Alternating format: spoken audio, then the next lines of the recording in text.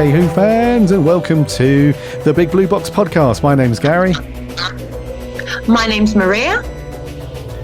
And I'm Jordan. Yay, and welcome to the May Roundtable.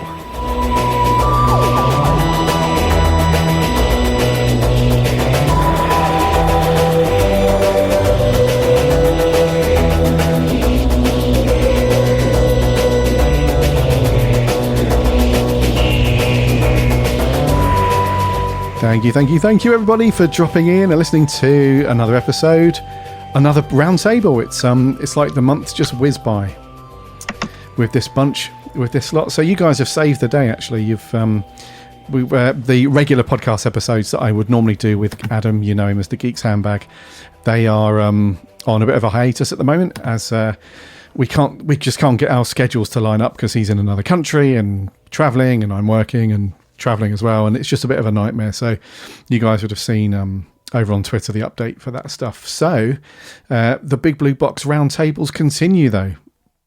I said to these guys, I was like, we're still going to do the roundtables, and they were like, yeah, of course we're going to do the roundtables still. You're not getting away with putting that on hiatus as well. So it's all good. So you guys have come to the rescue, as always, to chat Doctor Who and all things Who. So we're going to talk about on this one. We're going to talk about the recent trailer drop that went out just before that very epic, classy, international European musical competition that was Eurovision. And it was kind of a good build-up, that, because I saw loads of tweets for about an hour before Eurovision, maybe half an hour, saying, who's excited about the trailer drop for Doctor Who during Eurovision? I was thinking, that's weird, because there's no adverts during Eurovision, unless they're going to do like a weird comic relief kind of thing where they just cut away and do something Doctor Who. But it was very cool. We had it in the it was only a small trailer, which we'll obviously get onto in a second. It's only, I think it's like 30 seconds or something, but they played it before Eurovision, which was amazing because it means I didn't have to watch it. Could watch the Doctor Who teaser and then and then bugger off. That will upset my co-host as well, actually. If Adam's listening, he'll hate that, because one of his highlights of this time of year is to have a glass of wine, or in Adam's case, a bottle of wine, on the sofa, enjoy Eurovision, and he loves all that. So, but yeah, it was all good. So that's the theme of this month's round table. Is going to be breaking down the trailer, and if we've got time at the end, we'll do some questions. We had a couple that's come through on the old Discord, so I might get to that. So, yes, I hope all of our listeners are keeping well and safe, and you're enjoying the little bit of downtime from official Doctor Who, I think is the best way to put it. We've had very little in the way of news updates, really, other than the trailer, of course. We've had no sort of official picks, nothing from Russell, really, nothing going on. There's been a few bits. If you dig deep enough, I'll leave it at that. If you dig deep enough throughout the socials and various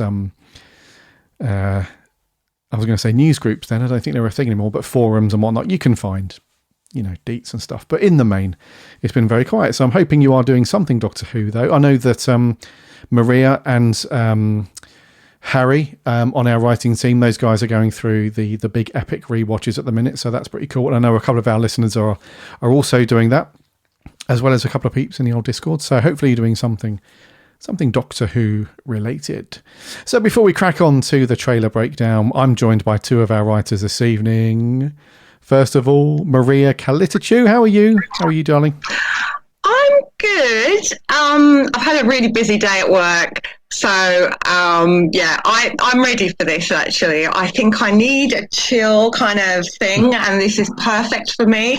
I've got my mini marshmallows, I've got my tea, so I'm all ready to go. But, I'm good. I'm still doing my rewatch on Classic Who, the William Hartnell rewatch. I do apologise because I did say I was going to do it weekly, but the last couple of weeks have been a bit manic, so I haven't quite managed to get there. But the next one will be the Time Meddler, so I'm going to put that out on Monday. So I'm still going through the rewatch, and I absolutely love our team. Obviously, the last one that I watched was The Chase, and we've just said goodbye to Ian and Barbara, which was really sad. But I love their goodbye.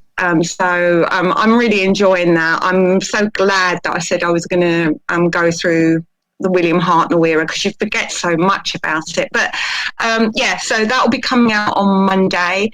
I'm looking forward to this weekend. I'm going to the Riverside Studios, because we've got a screening of The Crusade, and Julian Glover's going to be there, and there's going to be some guests, so I'm really looking forward to that. So, and I think Jordan's coming as well. So yeah, I'm going. So really looking forward to that. But yeah, I'm good, and I'm going to stop talking now. Nice one. Thank you very much, Maria. And Jordan, welcome to the May Roundtable. How are you? Hello. I'm all right. I've had a couple of months from hell, but I'm okay. I'm all right otherwise. So I'm looking forward. I can actually finally do one of these roundtables again for like the first time in yonks, it feels like. Yeah. We've missed your hello. Missed it. So yeah, I'm glad you're doing well, buddy. And welcome back to anyone that's not checked out any of Jordan's reviews on the website. You're in for a treat if you've not done that yet. So if you head over to bigblueboxpodcast.co.uk, and you can see all of Jordan specialises in, like the other guys on the team, they will specialise in certain things, like Maria does alongside Big Finish reviews. She will do like event rundowns and reviews of when she's off to the BFI or Riverside or Who events in general. She'll do like a huge post and break all that stuff down, which is awesome. And Harry and Matt, and Mark, they do sort of more editorial pieces. Jordan specialises in Big Finish reviews and also book reviews. His book reviews are so good, and he's in the midst of a very epic read-through journey of the old Virgin books. The new Virgin. It's been Adventures. Quite a trip so far. It's been quite a very, very strange trip into a Seventh Doctor series that we could have had. I'm quite glad we didn't have, but we could have had. We could have had, especially if we'd have had something as terrible as Sky Pirates was. I couldn't even bring myself to review that one. I read that one. I was like, oh my god, I can't even bring myself to review it. Yeah, that was amazing. I'm not going to give too much away, but if you've not read that review yet, so Jordan reviews these books in doubles. So he will do two books as a collective in one review, and the first book was actually looks really good. I can't think what that first one was.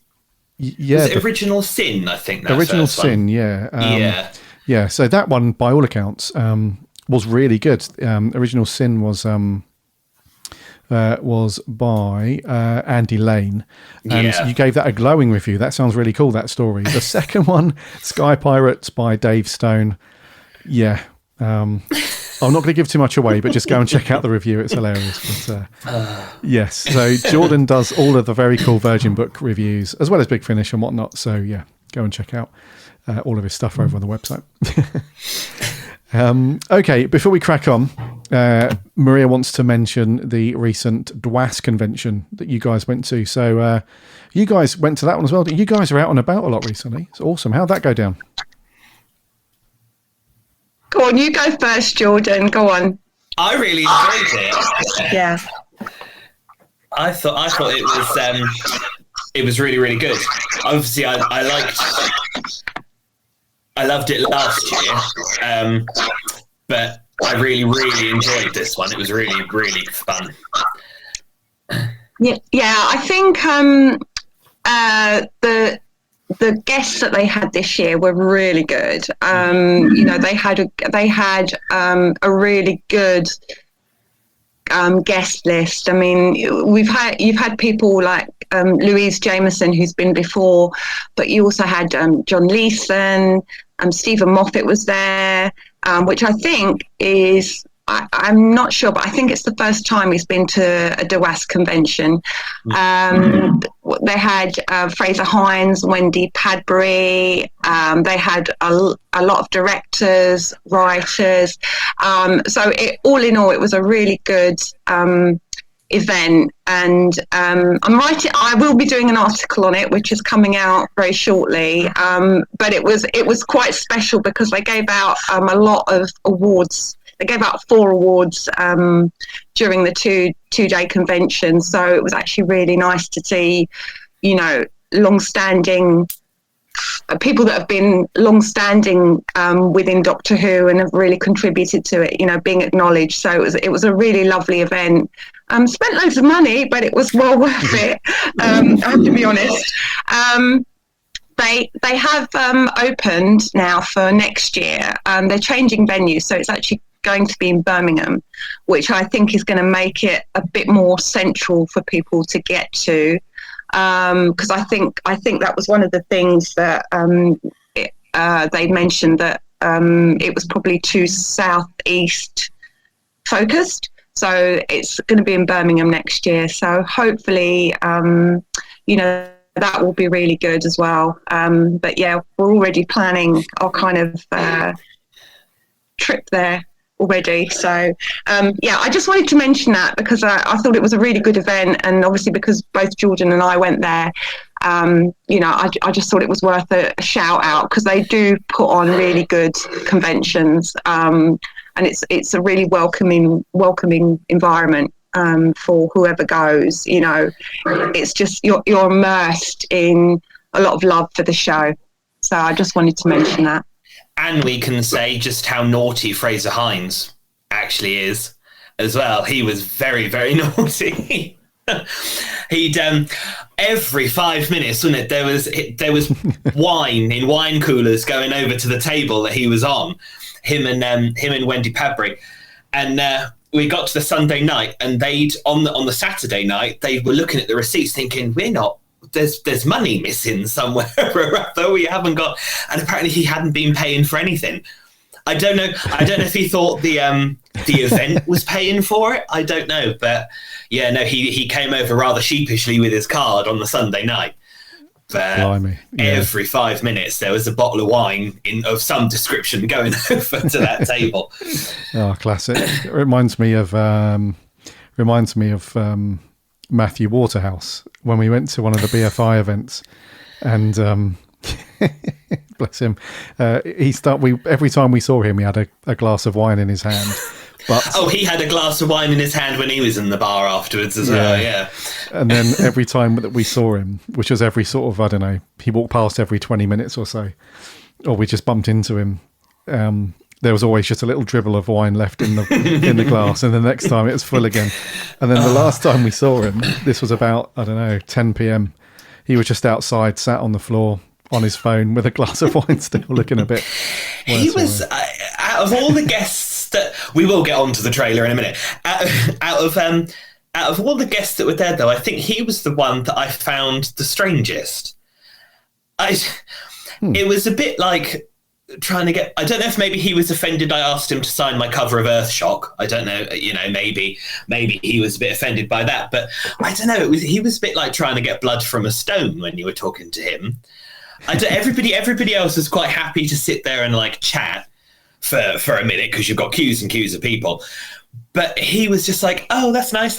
I'm like, oh, right, okay, thank you, Matthew, bye. And I'm sort of like, okay, I think sort of his reputation, I think, is a little bit well earned of being a bit of an oddball, bless him. But interesting. Yeah, he was sat at the bar on the Saturday afterwards with a few glasses of wine. I think he'd had by that point. Yeah. Oh, bless him.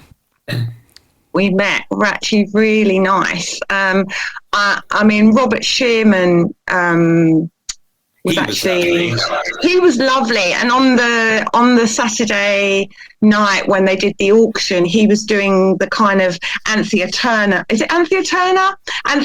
thing of kind of showing off all the auction items, and he was having a lot of fun with that.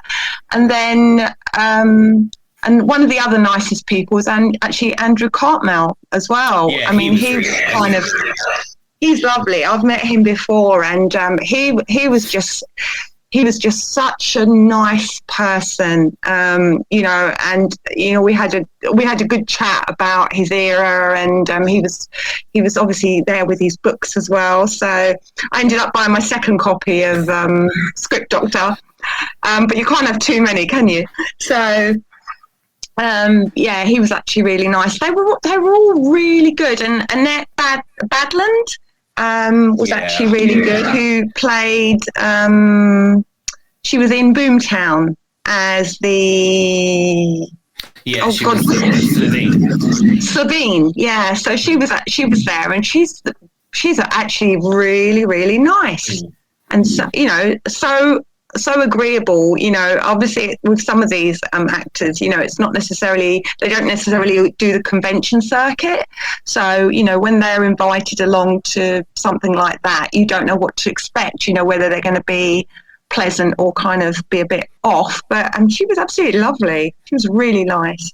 So yeah, all in all, it was a really great event. I think the only downside would have probably been the queues around the block to kind of get autographs, but you know, that happens at every kind of event. But yeah, otherwise it was a really good weekend. I think we both came off on a high at the end of it. It took me a while to stop talking about it.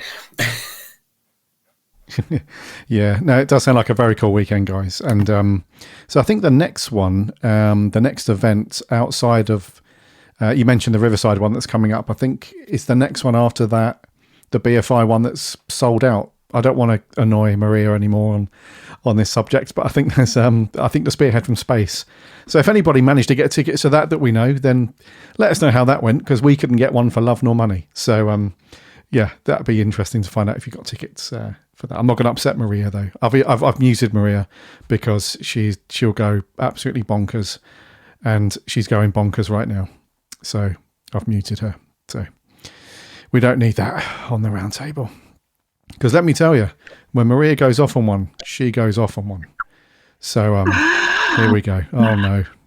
Yeah, I'm a false 10 gal. Once I'm really upset, you'll kind of know that I'm coming. But no, seriously, I think the BFI are kind of missing a trick here, but really, because they obviously sold out on that event really quickly, because I wasn't able to log in the morning straight away. So I kind of logged in about an hour afterwards, and it sold out already.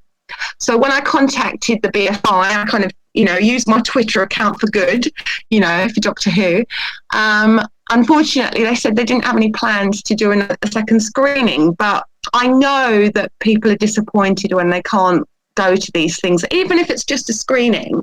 You know, it's something that you know is going to be really popular. So I don't understand why the BFI wouldn't maybe have two screenings of it, because I'm sure that a second screening would sell out as well. You know, there's a lot of disappointed people that, you know, that can't get to the BFI. You know, it's always a kind of frenzy when tickets open for Doctor Who. I know that because I've experienced it with trying to get tickets for the Blu-ray releases. And it's so hard, you know, there's so much disappointment when people can't go. So, you know, I don't understand why they couldn't have put on a second screening, to be honest, because it's just a screening. You know, they could have done it over the weekend and maybe had a Saturday and a Sunday screening. But that's my rant over. And you know, I'm over it now, Gary. Really, I am.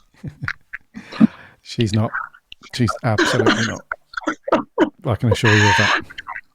Jordan's miffed as well, but he's not saying it. That's cool. More reserved. I would just been interesting to have seen it in black and white. To see Spearhead from Space in black and white, that would have been quite interesting. But I do agree with Maria. I don't even like the Blu-ray events. I know they're sort of like exclusive things, but I don't understand why you couldn't have a Saturday and a Sunday showing. Obviously, I know the Blu-ray things, you've got like the guests and stuff that go. Yeah. But I mean, even if you had one day where the guests went and then the other day was sort of more like a cinema screening of it. But yeah, it is a bit a bit strange because there's been a few of those BFI events that I know have just sold out like that. So, I think maybe they. I know they're supposed to be exclusive, but maybe they need to sort of think that there are other people who would like to see it as well. I read you. Yeah, I think. I think while the BFI are still selling out showings of Doctor Who, they're not going to change anything really. I think the danger of putting it over 2 nights is that they won't sell the entire screening out over 2 nights. So while they're still, because it is definitely sold out, every seat's pretty much gone. Which is weird though, because when you get into the screening for those BFI events that are sold out, there's still about 24 seats just empty. There's probably there's bound to be the odd person that can't make it for whatever reason and doesn't show, but I can't imagine there's that many. So I'm wondering why there's still plenty of seats. I think what they must do is they obviously sell the seats early to the patrons, and there's probably a selected amount that obviously for guests that are coming. But you're right, there are seats that are empty when you go in there, which is really frustrating. Because I'm sure that they could fill those seats no problem. I was just going to mention, I don't know if people are aware, but the Riverside Studios were recently. There was a threat on the Riverside Studios that they might need to close. I think the organisation that runs them has run into financial trouble. So I know that the Riverside Studios are meant to be open until August.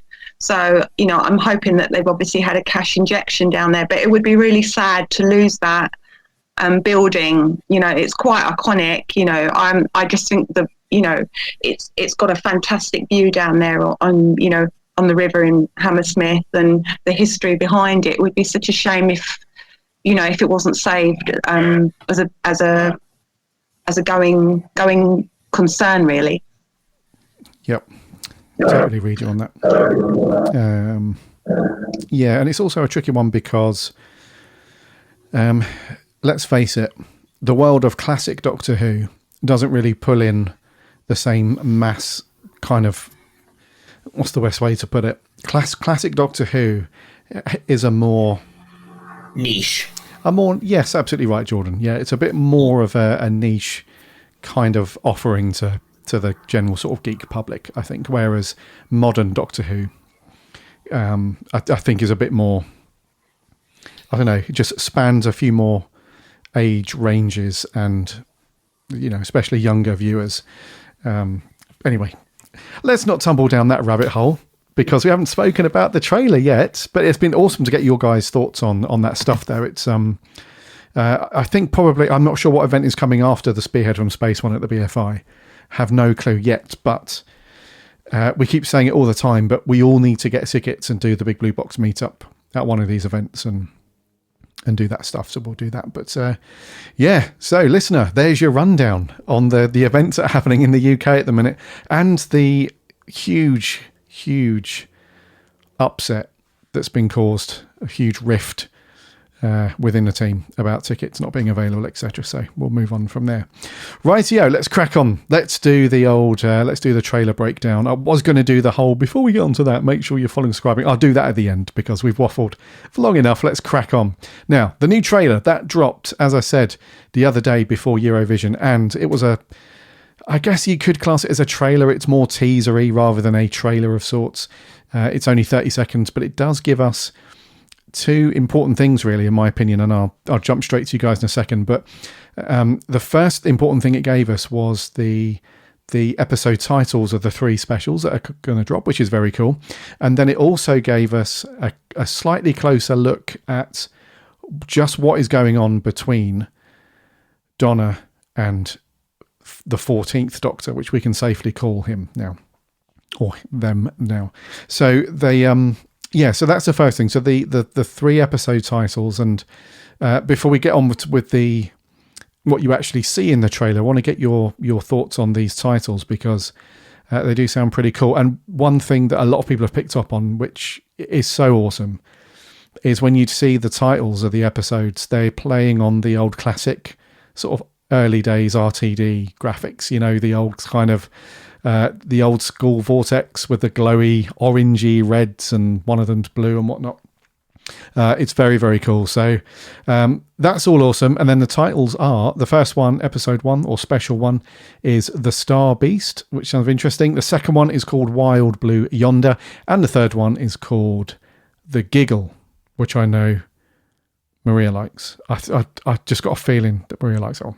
So let's crack on with the trailer then. Opening shots, guys. Let's go up to the first episode reveal, which is The Star Beast. This is where we see the Doctor out in the street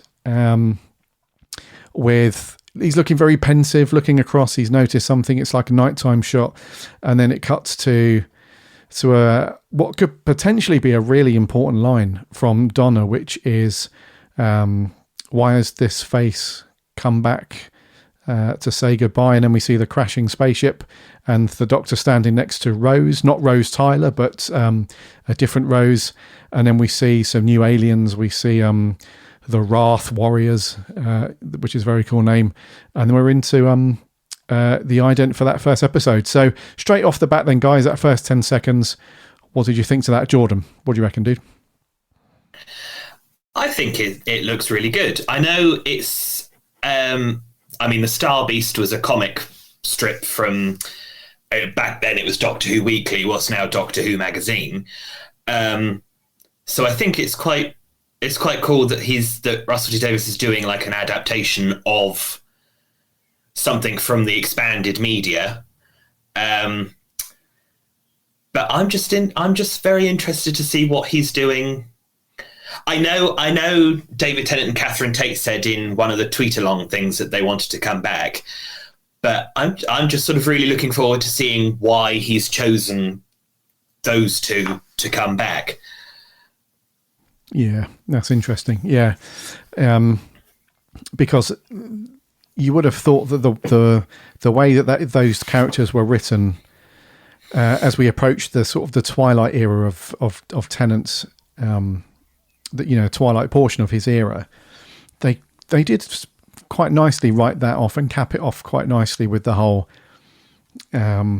the Doctor, Donna being part-time Lord and the Doctor having to wipe her mind completely, and if she ever remembers exactly who he is and dives into that part of her memory, then I think the Doctor puts it, her mind will fry or something and she'll die and all that. So that was quite a nice way, I thought, to wrap that little portion of the Dr. Donna era off. And sometimes we'll see how this plays out in the specials, but sometimes in some TV shows, writers have a tendency to always have an open ending, sort of leave things with a big open ending, so that if the series gets renewed or there's a comeback down the line or a spin-off or something, they don't have to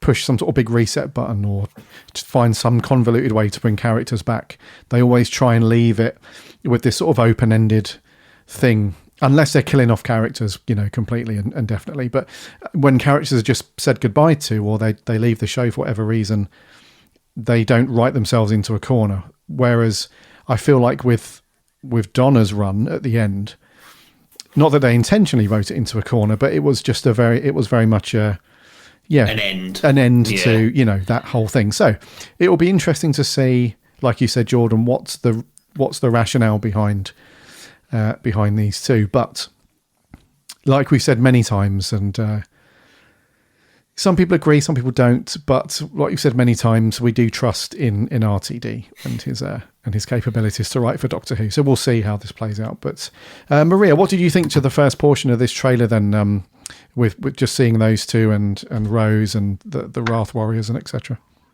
Well, I loved the way it actually was cut together, because it kind of ramped up a little bit of excitement, for the specials. So visually, I thought it was very good. I mean, originally when I saw the title Star Beast, I wondered if it was a reference to the star whale. But I realised, obviously, it's based on the old comic from the Doctor Who Weekly magazine, which I haven't read, but it's interesting. I like the look of the is it the wraiths that have got those kind of bulbous eyes? I mean, that actually looks really interesting. Yeah, I think visually they look really interesting. I mean, I like the fact that there's things happening at night as well, which kind of adds a bit of tension to things. But yeah, it looks really exciting. It does feel a bit comic book, I suppose. It'll be interesting to see what that first episode is like. I think they're an hour long, the specials, aren't they? So that's really interesting. And I think, as Jordan says, it's interesting that RTD has gone back to a comic book character and kind of reinvigorated it for the TV series. So yeah, that'll be interesting. It's kind of melding those different media together, so that's quite exciting. Yes, yeah, and just to give our listener a little bit of context on this, the comic book strip that we're referring to was called Doctor Who and the Star Beast, or sometimes it's just called The Star Beast, of course. But it was back in Doctor Who Weekly. I think it was the 4th or the 5th comic book strip that was posted in back then. But it was way back. It was this is in 1980, the year I was born, incidentally. So that doesn't make me feel old at all. But yeah, it was. But there's a couple of. We don't know how far Russell has dived into that comic book strip, but we know of 2 things that have popped up in the series from that. So the first one we've mentioned, which is the Wrath Warriors, which is the kind of insectoid-looking creatures with big red bulbous eyes and stuff. And the other creature, which we'll come on to, I'm sure, in a little bit, is Beep, which is one of the Meep species. So Beep the Meep. So he's back, which is the little Furby-looking gizmo thing with the big eyes. So we'll come on to him. So that's a bit of context, listener, if you're not aware of the old classic comic book strips that went out in Doctor Who Weekly many moons ago.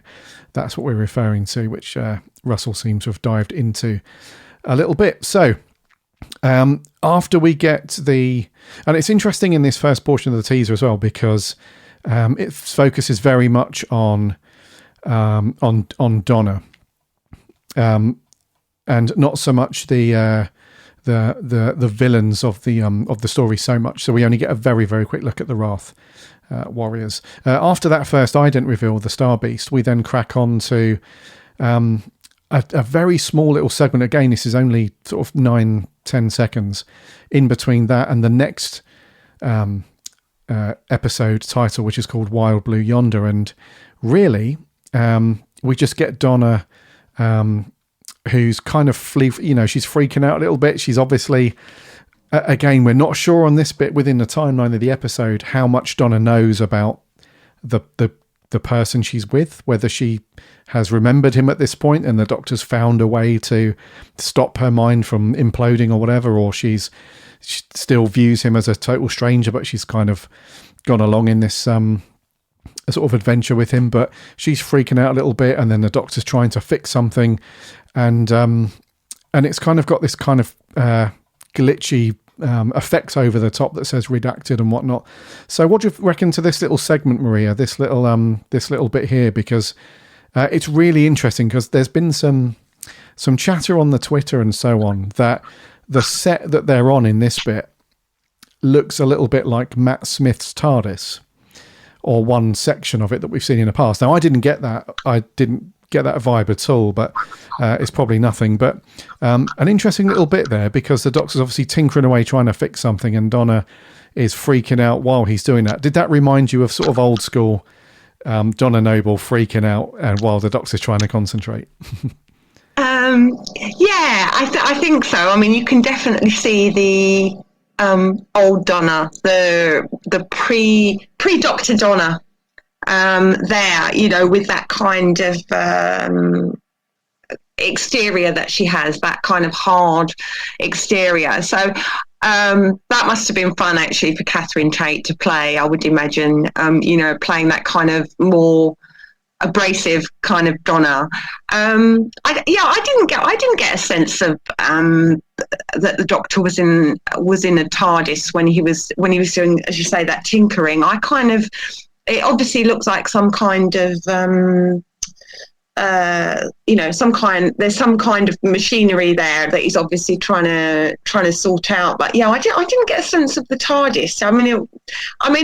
That's actually an interesting thing to think about. The fact that we've obviously got a different incarnation of the Doctor now, the 14th. So does that mean that the TARDIS interior has changed as well, or is there something going on around that? Because I think normally when you get a new Doctor, you normally get a new TARDIS interior. So it's very, very, very brief clip, so it's difficult to kind of get too much from it. I'm intrigued by the title, The Wild Blue Yonder.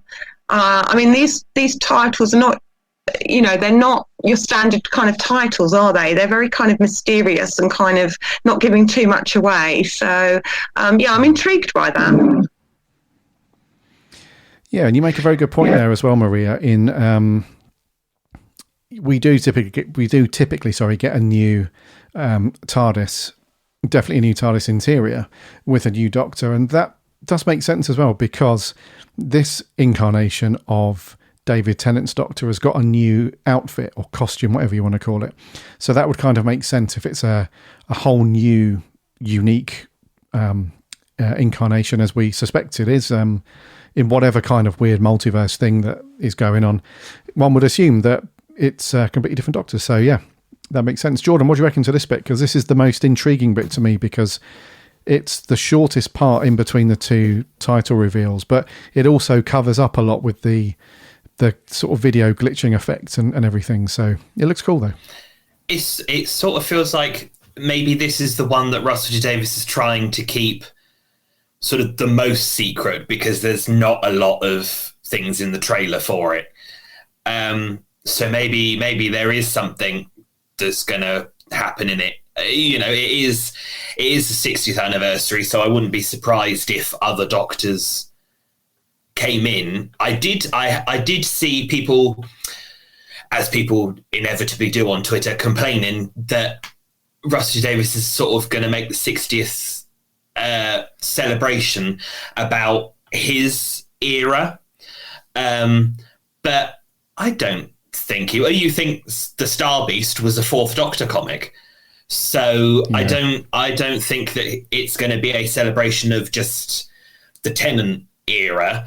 It'd be interesting to see if that was. I think it's just a spaceship. They're on a spaceship, and that's he's probably trying to stop it from crashing or doing something.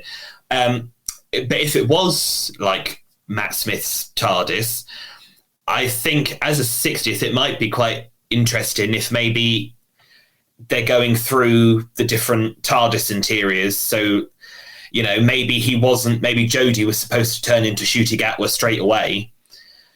Someone's interfered and he's gone back to being David Tennant again. The TARDIS sort of can't keep up with where he is, with where the Doctor is. So it's sort of trying to bring all the interiors, and we'll get maybe the three specials will end in sort of William Hartnell's TARDIS interior, which, if some of the leaked photos that have been doing the rounds on Twitter of Ncuti Gatwa's TARDIS are going to be true, then it might possibly make sense for it to be sort of, you go back to sort of William Hartnell's TARDIS. I don't know.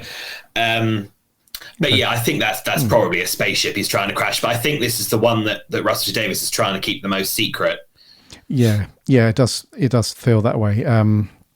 Because the theme in the first segment that we spoke about was when they're out at night somewhere and they see a spaceship that's crashing, that is crash landing, it's going through the sky. And when we see any shots of Donna in that opening segment, she's wearing the same clothes as this bit. So one would assume maybe all these things are from, maybe all the stuff in this trailer is from the first episode. Potentially, yeah. It's a good shout. So yeah, that's an interesting bit. And yeah, right, it seems like this is the little segment where that's a little bit mysterious. Yeah. Okay, cool. And then when we go past that second title reveal, we're then into kind of the longest part of the teaser. I say longest, it's still only a few seconds, but we see Mr. Tennant doing he's so good at those kind of longing stares, if you like. He's got that amazing thing which very good actors have, this ability to act with their face without having to say anything, and David Tennant does that wonderfully as the Doctor, where he's got this frowny sort of melancholy look on his face as he's looking at something and he's glancing over. And again, Donna's in the same area as this. It's a daytime shot, this one, but it cuts to him involved with the character that's going to be which we don't know the name of yet, but it's Neil Patrick Harris's character, this villain, and the Doctor. We can see him in costume, in the top hat and tails and whatnot. He's sort of parading around the street, and then it's a very interesting shot with him dancing with the Doctor in that same area, and Donna's there, and then it cuts to which we think is unit. So there's people in unit uniforms. They're in what looks to be like the new unit base or head office, whatever you want to call it, and they're looking up at a big video screen. And the vibe of that scene is that I think whoever Neil Patrick Harris's character is, he's tormenting the human race somehow. There's like these very creepy Saw-like character faces up on the screen, and he's trying to decipher what's going on there. And he's the Doctor proclaims to unit, the human race, he's laughing at you, sort of thing, and then it cuts to the next one. So this is a cool little part of the teaser. It shows the villain in quite a good form, and also a little bit of Unit, which is interesting because we knew that Unit was coming back. So Jordan, what are your thoughts on this bit? It looks good. I'm not overly keen on the title of The Giggle, but maybe that's, I mean, if it's the title, it's the title, but maybe that's not the title. That's just something he's come up with because the laugh is in the trailer. But yeah, I think it looks good. I mean, the scenes that were in that segment were the bits that they were filming on the street, and it was all over Twitter and everything that they were filming. But yeah, I mean, I'm pretty sure that Neil Patrick Harris is playing the Celestial Toymaker. I'm pretty sure that's who he's playing. But yeah, I liked the sort of Saw face. I'm assuming that's supposed to be like a ventriloquist doll thing on the screen, because it sort of looks like David Tennant. Yes, yeah, we think so. Mm-hmm. It sort of looks like a bit like a ventriloquist doll. But yeah, no, I think that looks good. It's sort of that thing Russell Davies does very well, where you're out in the street and there's just people running around and panicking and whatever. That feels very sort of RTD era. I don't think any other writers sort of done something like that where it sort of really felt like it's on Earth and everybody's flapping and panicking. Mm-hmm. Yeah. There's also an interesting little tidbit around that part of the this little teaser. How people got to do this and found this out, I've no idea. But when you play some of the audio backwards in this teaser, there's the sound that sounds exactly like Michael Gough's sort of strangeness. Yeah, his strange laugh from the Celestial Toymaker. So it's you're probably right, Jordan. And I think a lot of us are pointing in that direction as well. So yeah, interesting times on that one. Maria, what did you think to this part then? Because this is very cool. Yeah, I mean, I like the idea of going into a different kind of realm. I mean, you can kind of, you get a sense of obviously where you've got that character that's kind of dancing with the Doctor, that, this is something that is not in maybe this reality. And I kind of like that idea of kind of strangeness and kind of transforming into something else. So because you don't really get that a lot in Doctor Who. I mean, you had kind of weird things happening when you had the Dream Lord and things like that. And I kind of like that kind of unsettling kind of atmosphere.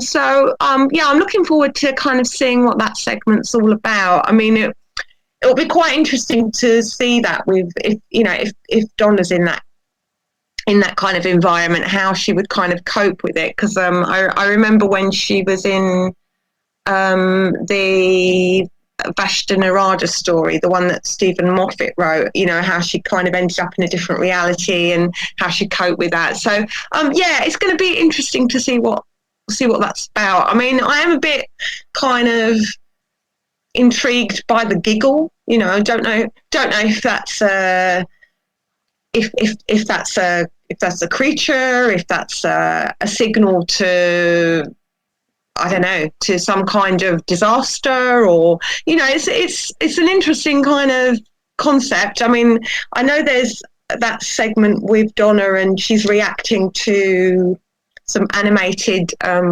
toys, I'm assuming. So I think Jordan's right. I think it obviously seems like it is the Celestial toy maker, from everything that's kind of been seen on screen. And he was obviously in a different kind of realm, when he first appeared in the William Hartnell era. So it should be a really kind of interesting kind of journey, especially for the 14th Doctor. Because I'm assuming there's going to be some kind of regeneration, maybe at the end of the 3 specials. So it'll be interesting to see what happens. Yeah, who knows? I think that part of it is probably the biggest mystery out of everything. The things that we've spoken about, in terms of the new villains, the new environments, the characters that are there. The biggest mystery, of course, is why this version of the Doctor is here in the first place, and what happens to his Doctor at the end. Is there a regen? We all assume that this Doctor is going to regen into Ncuti's Doctor, but that's not a given. That's not an absolute thing, is it? That could be, because that would make this very linear. This would make this a very Jodie's Doctor who has regened into this Doctor. So that means that it doesn't seem at face value, at least, that this is any kind of weird MCU multiverse thing. This is just this Doctor is the next logical step for this character overall for some reason. And then the next linear option would be for this Doctor to regen into Ncuti's Doctor. But that's not a given, though. Based on all the things and all the rumours and everything that we've heard over the last, must be 10 months to a year now, around Russell leaning into that whole, yes, Doctor Who is going to be a part of a much larger multiverse setting. So who knows? But that's, to me, that's the biggest mystery of everything, is, of course, the characters and stuff, but why this Doctor, why this face, as Donna said at the beginning of the teaser, why this face. So who knows? But anyway, that takes us up to that reveal of that episode. And then we have a very, very short ending part of it where Donna and Rose, again, not Rose Tyler, but Rose, are in a room somewhere or a shop, and they see a pile of what looks like just innocent stuffed toys. And Donna, one would assume that in this part of the story, she figures out that this particular stuffed toy looks a little bit too lifelike. Something's happening. It's either a noise it's made or a little fidget or something, and she's trying to figure out whether it's real or not. And she leans over, she pokes it in the eye, and it gets very scared and jumps back. And obviously Donna does the same thing. She's, freaks out like she normally does to the reaction. And this, of course, is what we spoke about earlier. This is Beep, Beep the Meep, from that comic book strip that we spoke about earlier. I can't decide if Beep looks cute or terrifying. It's probably in equal measure. I'm not quite sure, but this is a real nice little homage, actually, to some there's some classic sci-fi. Anyone that's seen E.T. will know that there's a very classic shot of E.T. It's almost framed exactly the same, where it's hidden amongst a bunch of toys and it looks like one of the toys, but it's clearly not. So a lovely bit of, and that's the best, in my opinion, that's how the best sci-fi is made, really. It's kind of pilfers from other good sci-fi and whatnot. So anyway, Jordan, what did you think to this last little bit with Meep? With Beep. Do you find him or them to be cute or terrifying? I'm a bit like you. I think there's going to be cute and terrifying, but in equal measure. Because I think that's probably going to be why he's so dangerous, is everybody's like, oh, look, he's so cute. And then he'll like rip your face off. But I mean, never in a million years did I think we'd be saying the words Beep the Meep is going to be on television. Funny enough, I was around one of my friends the other day and he said, Jordan, who is Beep the Meep? And I'm having to explain who this really, really, really obscure Doctor Who character is. I'm glad you said about the E.T. thing, because I noticed that. I was like, oh, that's when he's trying to hide in all the toys and he's, and I mean, the bit where Donna pokes him in the eye, that's, and she's like, what the hell? That was when I thought, I was like, there's the Donna that that we remember. There's the Donna that we remember. Yeah, no, she, Catherine Tate never disappoints when she's doing that kind of Donna reaction. The funniest, she really set the tone, I think, in her first episode, when she agrees to go traveling with the Doctor and he has to carry all of her cases and they're outside the TARDIS and she's doing the whole, you want a mate, not with me space, that kind of reaction really set the tone for her character, and she does that stuff so well. And it's a similar vibe with this bit. So same question to you, Maria, with Beep the Meep. Do you find this little fella cute or nightmare fuel? Well, when I first saw it, I kind of thought Gremlins. So I kind of thought it's going to be a destructive little creature. It's going to look cute on the outside, but it's got a devil inside it, and it's going to be hell to get rid of it. So I think it's going to be trouble with a capital T. I see. Okay, and overall then, just to cap your thoughts off before we wrap up and do a couple of quick questions, Maria, what are your thoughts on this teaser trailer? Is it giving you enough to give you that feeling of, oh my God, I can't wait until November for when this lands, or are you hoping for at least another teaser in between then? I'm excited for what I've seen. I'm not itching for more at the moment. I will probably change my mind as we get nearer to the anniversary and nearer to the autumn. I think at the moment it has satisfied my curiosity, and it's made me look forward to kind of what's coming.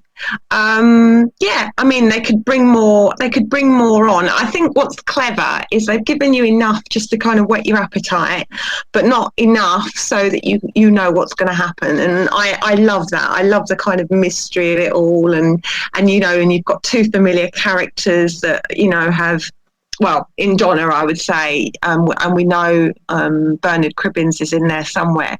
You've got familiar characters coming back, so it's quite exciting. Yeah, I mean, if they want to release more, I would love that. But at the moment, it's just enough. It's like Russell knows how much to give you to kind of keep you happy.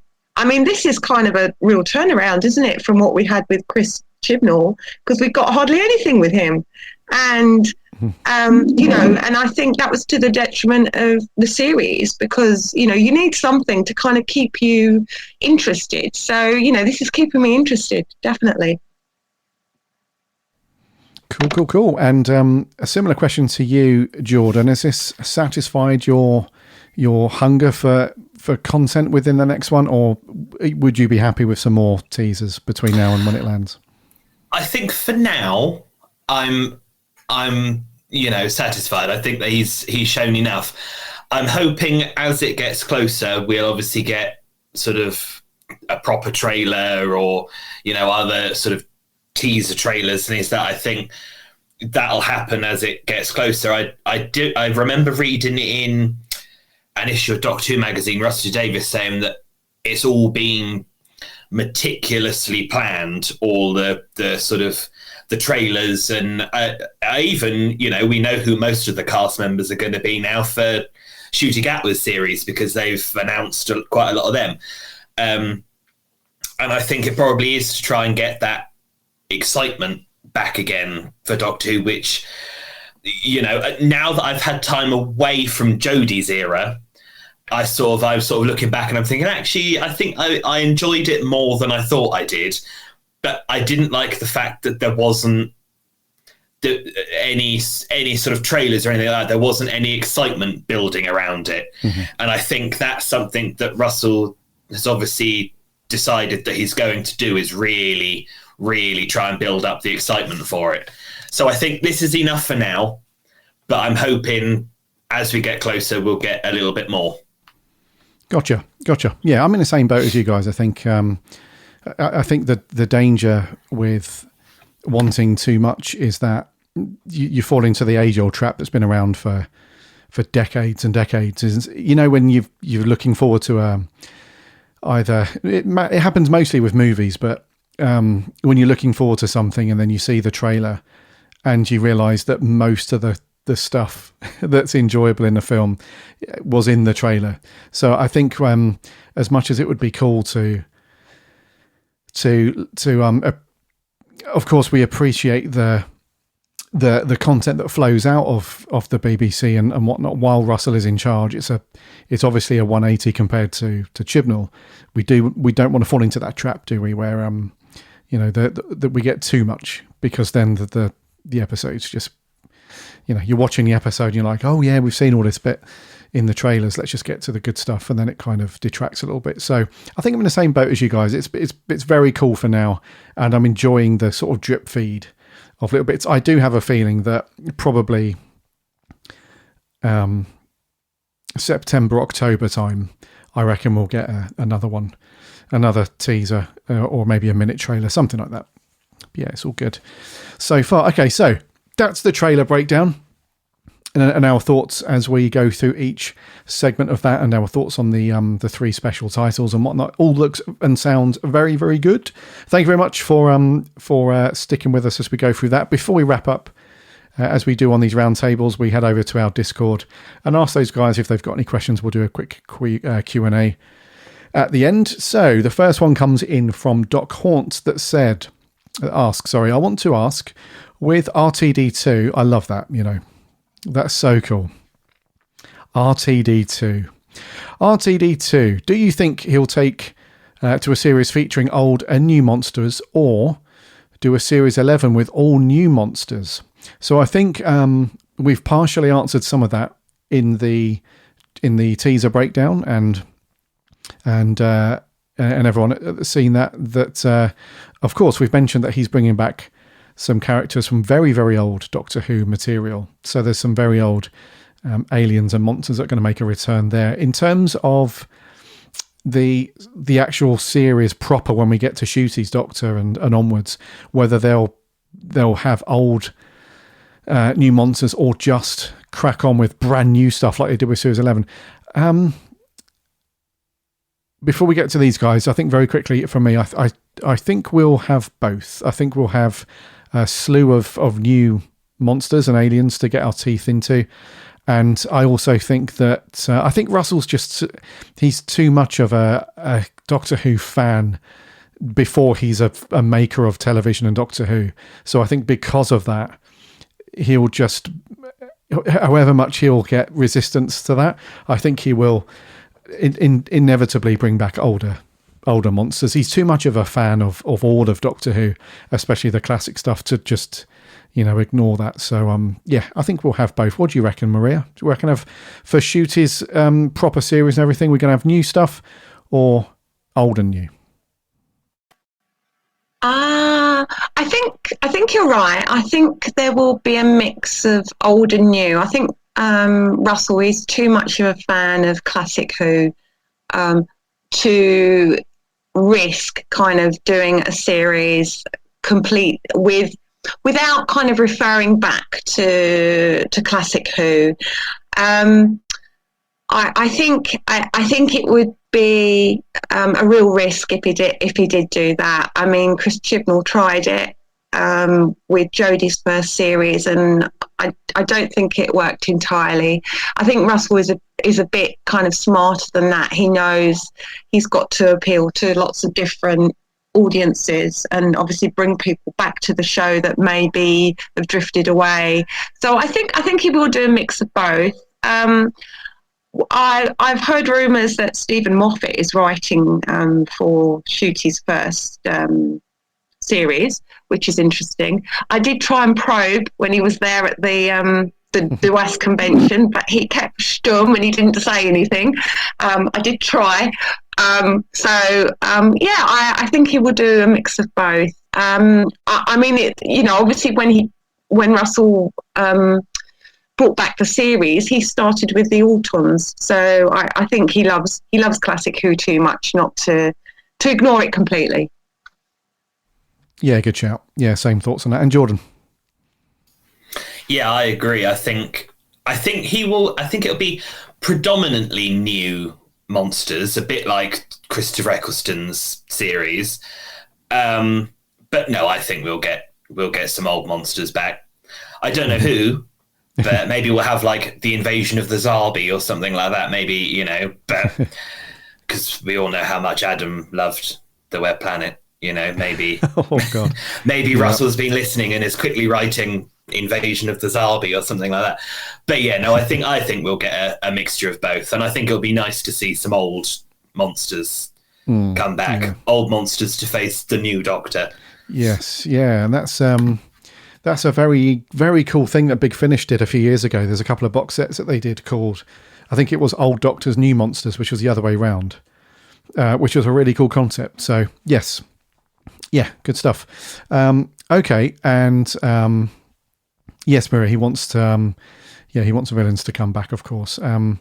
Okay, and the final question, which is from somebody that works here, actually, Matt, one of our writers, Matt. He says, he asks, if you were stuck on a desert island with the Doctor and no TARDIS, which Doctor would you pick and why? Now, before we get to your guys' answers, somebody else in the Discord has hopped on. Andrew132 said, I would pick 7. He says the why, I guess, is to me, I felt like the new era.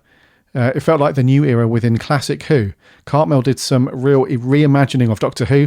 RTD picked up the story and ran with it. And also Survival gave us Bernice Summerfield. So, yes, my heart did a little jump and a little skip when I saw some love for 7 there because, 7's my fave classic Doctor. So, but I'm going to go to you guys first, though, while I think about this. So, Jordan, put you on the spot immediately. Desert Island, no TARDIS, which Doctor and why? I'd probably say like the 3rd Doctor, because he could make some device out of like sand and something like that. And a unit helicopter would come over and we'd be rescued. So, I would probably say the 3rd Doctor. Okay, for his invention skills, right? His tinkering. So sand, something to do with water and sunlight, equal glass. He'd invent something or other, and we'd be all right then. Yeah, I read you. Yep. Palm trees, wood, coconuts. Sand, I read you. So long as the Master's not around, we'll be all right. Yes, of course. Okay, Maria. Desert Island, no TARDIS, which Doctor? Jordan kind of stole my thunder there because I would have said the 3rd as well because he was always a gadget man, wasn't he? And he was always making something, and he loved his what do you call them? his cars and boats and anything with speed. So, I don't think we'd be stuck on a desert island for too long. If I can't be stranded with the 3rd Doctor, it would probably have to be probably Sylvester's Seventh Doctor. He probably wouldn't drive me as mad as the Sixth Doctor, who's got a bit of a temper on him. And he's not as alien as the Fourth Doctor. So, yeah, I'd probably go for the Seventh Doctor. There's something quite reassuring about him in between all the mysterious stuff. He's quite a... can I say he's a sympathetic Doctor? I think he can. I think he's more sympathetic than some. So I'd probably go for the Seventh. New Era would be more difficult, I think. I don't know if I could pick a New Era Doctor. So it'd have to be a classic one. So if not the third, then the Seventh. Interesting. Yeah. My gut initially went to the Seventh Doctor, of course. But I think whipping those bloody spoons out every 5 minutes, I think I'd throw him in the ocean after a little while. So, yeah. But just for the lovable nature and the good humour and laughs, I think, 7. New Era would probably be Chris Eccleston. And I'll tell you why. Because he'd have nowhere to run, no excuses. He'd have to answer the question as to why he's not coming back to appear on TV in modern Doctor Who. He'd have no avenue. He'd either have to try and swim, but then it's probably shark infested. No TARDIS to get away. So like, Chris, let's just get this out the way early. We could potentially be here for weeks and months. I'm going to ask you every hour, every day. So let's just get it out the way now. Sort yourself out. Why are you not coming back? Let's get over that hump. And then when we're rescued, he'll be back on the TV. Yeah, that's a bit weird, but I'd probably do that. Yeah. I will just say, with the Third Doctor, I'm not too sure how much work we would actually get done because he likes a good bottle of wine. Now, I like a good bottle of wine. Yeah. So true. I think we might be a little bit too paralytic to actually get anything done. But, that'll be fine. It'll be fine. But, yeah, he likes a good bottle of wine, and so do I. You can just spend the whole time smashed. And It probably wouldn't matter if the Master or the Sea Devils came up because we'd be too out of it. Yeah, true. Oh, but, nice. Yeah. Actually, I did think about food when I thought of the Third Doctor, and being a Greek person, food's really important. So having somebody to kind of share that, the wine, the cheese, anything else that he could rustle up, really, fish, I'm sure, or anything that that we could catch. I'm sure we would enjoy it. It would be a feast, I think. Very true. Very true. Okie dokie. So, questions then answered. That was a good one, Matt, actually. Yeah. And Doc Haunt, thank you very much, guys, for asking your questions. And, right, I think with your guys' permission, we'll wrap there for the May Roundtable.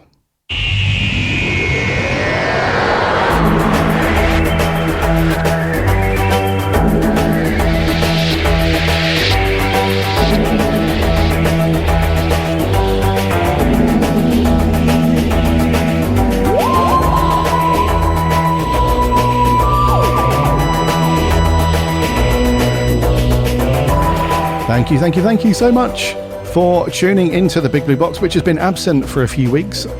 And the reasons for that is very simple. We're on hiatus at the moment as myself and Adam sort our very busy schedules out and so on. We're going to have a bit of a summer break, actually. So we won't be back until September. So only a couple of months prior to the specials landing. But you get an entire summer off from listening to us waffle. However, these roundtables will continue to roll each and every month, so that's going to be good. So this May roundtable was all about the recent teaser that dropped, so thank you very much for sticking with us as we gave you our thoughts on that. Some really interesting stuff as always from this talented bunch, so thank you very much. On the next roundtable next month, we will see what we'll talk about then. I can't see another teaser dropping in the next month, maybe, who knows, but yeah, we will pick a theme and we'll dive into that, and whoever's on here from the writing team we will dive in and do all that stuff. In the meantime, make sure you are following and subscribing so you won't miss the monthly episodes at the moment, as they'll land in your podcast app of choice. Just do a search for the Big Blue Box or head over to the website bigblueboxpodcast.co.uk. You can read all the articles on this lot and listen for free. We're on the socials too, and we have a free Discord server. Hop in there and chat Doctor Who with other Who fans. Maria, thank you very much. It's been cool to chat to you as always. Thanks, Gary. It's been great to be a part of the roundtable. Thank you. Cool. And Jordan, thank you very much as always, buddy. Oh, thank you. I've really enjoyed myself. Good. Right, until next time, take care of yourselves, and remember...